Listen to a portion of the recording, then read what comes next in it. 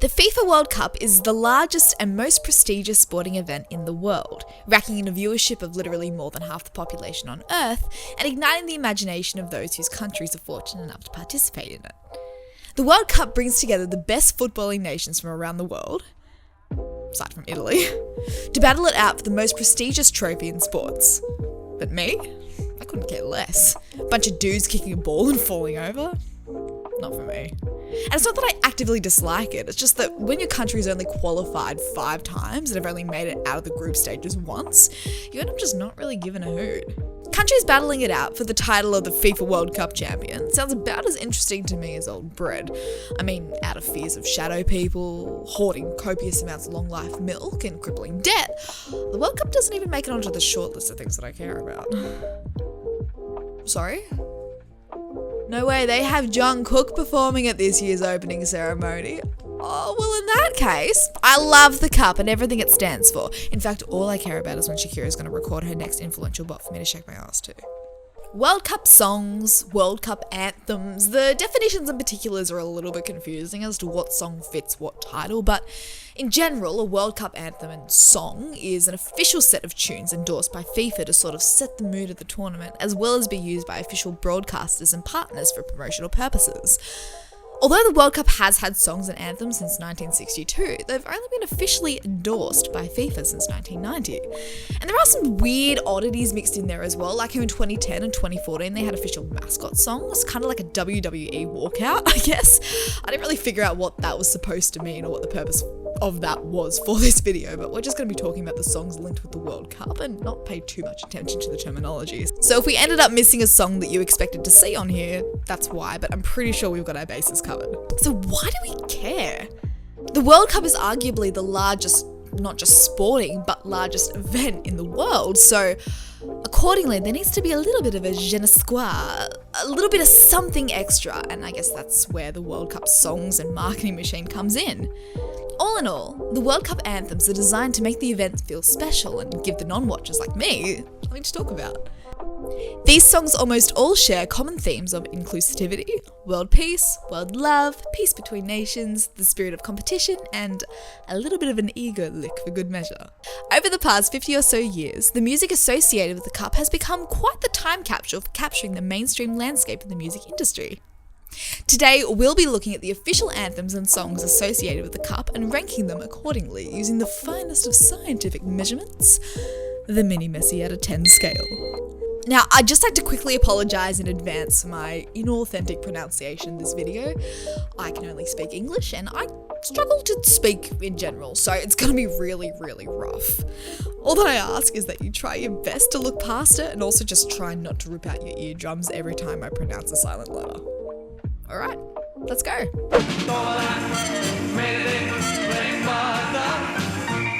The very first World Cup anthem is El Rock del Mundial, World Cup Rock, and is by the Chilean rock band Los Ramblers. World Cup Rock was a massive hit upon its release, blowing up in South America and selling over 2 million copies.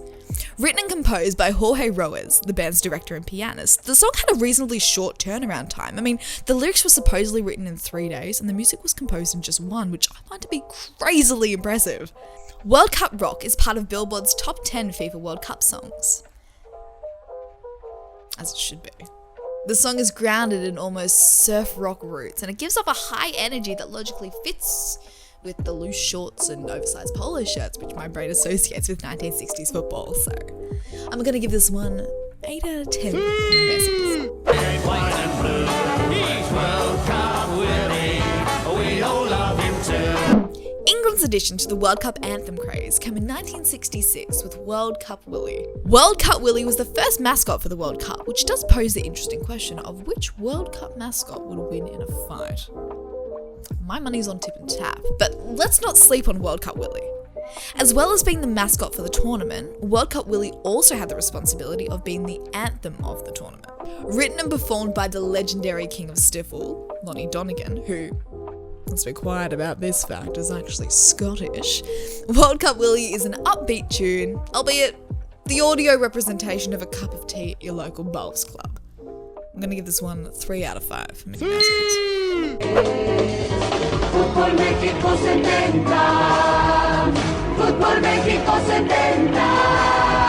Performed by Mexican musical group Los Hermanos Zavala. I'm sorry.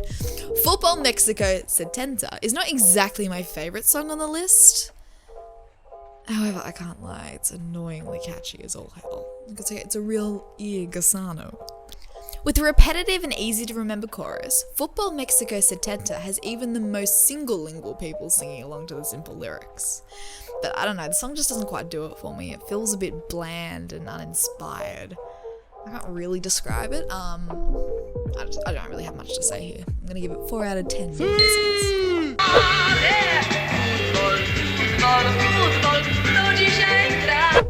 Germany's musical contribution included Polish pop star Maryla Rodrowicz, I'm probably butchering her name, sorry, who sang the aptly titled track, Football. Football is the first song that really embraces the essence of the World Cup's message of inclusivity and togetherness of the nations. And I suppose that could be because hyping up how amazing Germany is just doesn't work overly well when it's been performed in Polish. Because the song is performed in Polish. Granted, she did shake things up at the end and recorded the final verse in not only Polish, but in German, English and Spanish too, which is the true definition of inclusivity, if you ask me. This song reminds me of an older Eurovision song, or something that you do this sort of dancing to. But the tune does get in your head, and the more I listen to it, the more it grew on me. So, 5 out of 10 Mini Messies.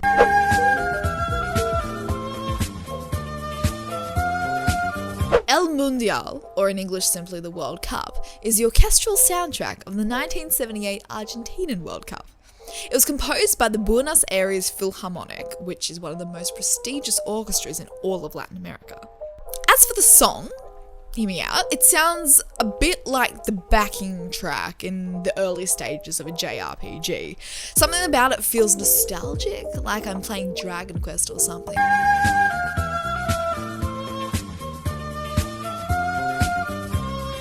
But I don't really see how this works as a World Cup song, so 5 out of 10.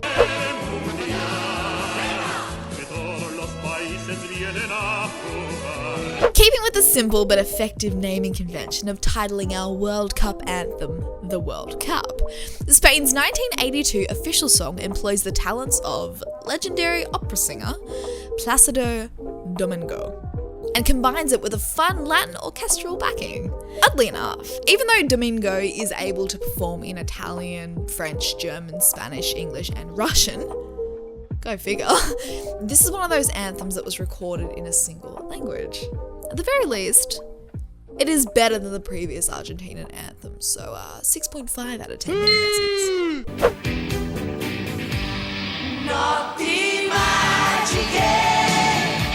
So this is the first anthem to be officially endorsed by FIFA.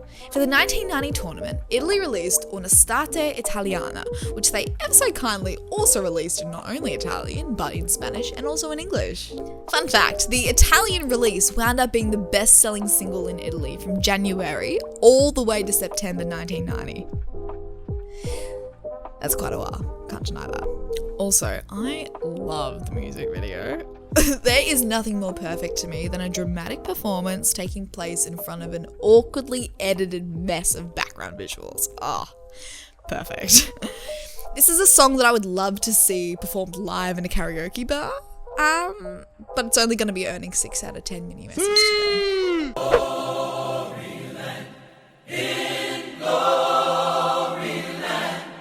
Nothing screams USA to me quite like 1994's Gloryland. Performed by Daryl Hall and Sounds of Blackness, Gloryland may not be the boppiest song on the list, but it's definitely one of the more recognisable and even patriotic songs. Even as a non-American, it gets me into the US spirit. I kind of love it. 7 out of 10 Mini Messies.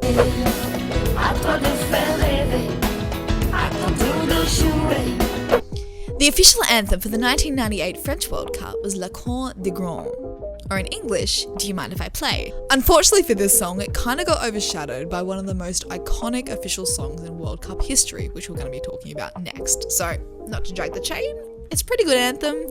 6 out of 10 Mini Messies. Here we go!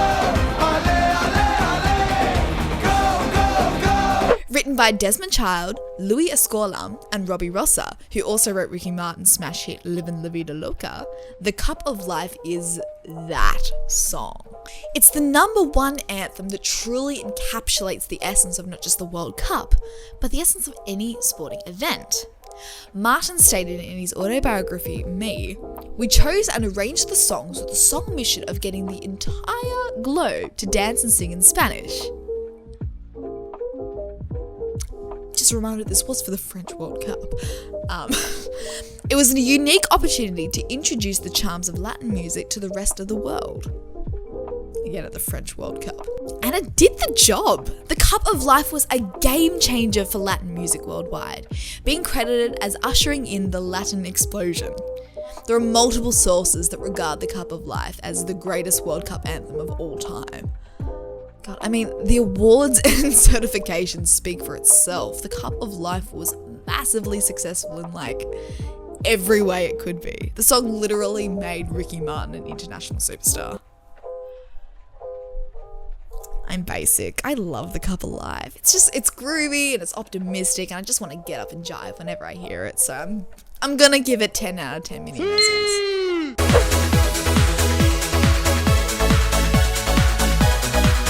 The aptly titled Anthem, being the World Cup anthem for the 2002 South Korean and Japanese World Cup, is the only official FIFA-endorsed instrumental track. The track is very much rooted in the early 2000s electronica Darude Sandstorm sound, and was produced by Greek composer Vangelis, who notably composed the music for Blade Runner. The single was commercially successful in Japan, being certified platinum for sales of over 100,000 copies, and receiving the Song of the Year award by the Recording Industry Association of Japan. Although we will most likely never see a purely instrumental World Cup song again, as the purpose of these songs have started leaning more and more towards a marketing tool that everyone needs to be able to sing along to, Anthem is a fun and energetic fitting song for the Japanese-South Korean event. Even though my corrupted brain can only hear Darude Sandstorm from the early 2000s electronica sound, I quite like this one, so 7 out of 10 Mini Messies. Yeah. Here to rock ya, never stop, no. I'll say it, I love Boom. Although the lyrics are only vaguely connected to the game, actually scratch that, the lyrics I'd go as far to say aren't connected at all to the game, I'm a sucker for a bit of early electro pop. I don't know, Boom feels like a song that I should hate, but I really, really don't. It's been added to the Spotify playlist. 8 out of 10 Mini Messies.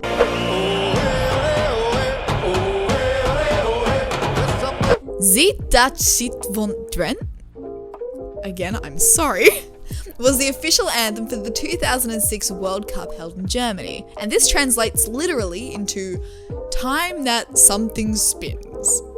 Interestingly enough, this differs from the English release of the song, which had a different meaning and was titled Celebrate the Day. The song was a #1 hit in Germany during the World Cup, and it also placed second in the Austrian charts. This song is actually one of the better anthems, with the choir backing really translating the energy of the World Cup to me. 7 out of 10.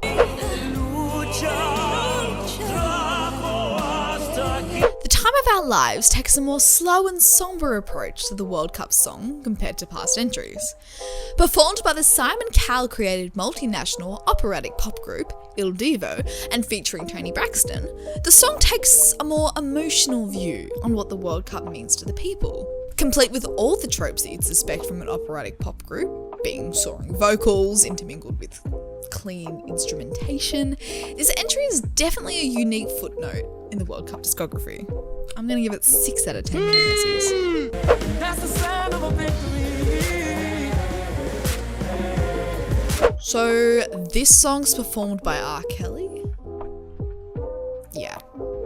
Eek. 2 out of 10. When I get older, I will be stronger. They'll call me freedom, just like. Although not a FIFA anthem, I wanted to include Coca-Cola's promotional anthem, Waving Flag, into the mix because it's such a cheerful and motivational tune. Although this song was not initially created for the purpose of the World Cup, having been originally written for the country of Somalia in 2009 and then reworked as a charity single after the 2010 Haiti earthquake, it upholds the message of the Cup either way, albeit with slightly edited lyrics to fit the campaign's themes. I'm a big fan of Waving Flag. I love the lyrics, I love the melody, and I love the message, so I'm gonna give this one.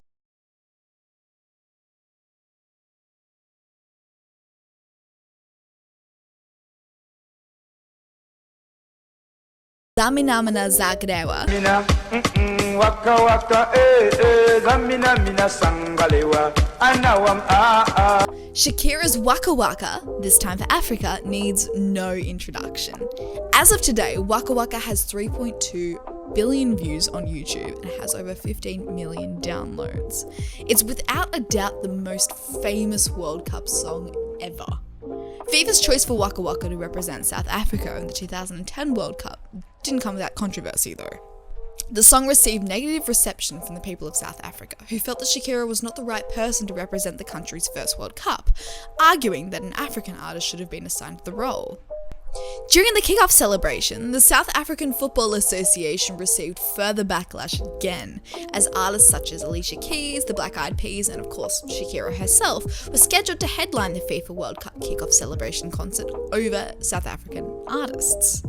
Even with all that controversy surrounding it, Waka Waka is that one song that no matter who you are or where you are, you're gonna get up and dance to it.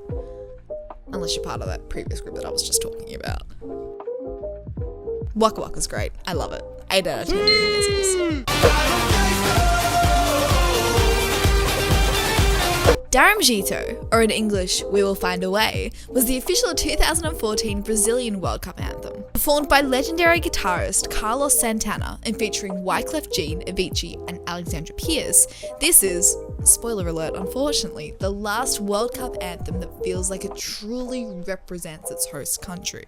Throughout the song, Santana provides his trademark tasty Latin rock licks and caps it off with a great guitar solo. This is 8.5 out of 10 Mini Messis. Put your flags up in the sky. And wave 'em side to side. We Are The One was the official song chosen to represent Brazil in 2014. And hear me out, I might be crazy, but all I can hear is the opening water park scene from Ice Age 2: The Meltdown.